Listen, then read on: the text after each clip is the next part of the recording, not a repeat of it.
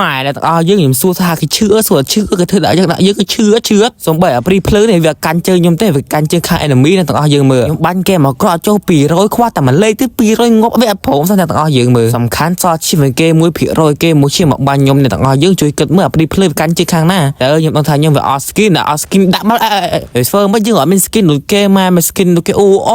គេមានមិនចឹងដែរបានគេកាន់ជើងណាព្រីភ្លើអាព្រីភ្លើវាកាន់ជើងអ្នកមាន skin ចឹងចុះយើងវាអត់មានមិនដូចគេចឹងបានគេកាន់ជើងដល់អ្នកមានមិនឌឺងអីមើលអត់អីចាំមើលតកូនធីមអាចខ្ញុំមកជួយដឹងខ្លួនណាអូនណាចាំមើលអូនឈ្មោះហ្នឹងយើងចំណាំឈ្មោះមួយប្រហែលចាំមើលសងសឹកមួយប្រហែលតែ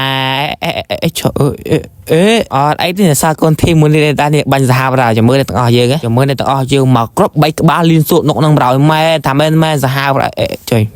មែនចុយមកវិញម៉ៃចុយមកតែគេទៅសោកសឹកចុយ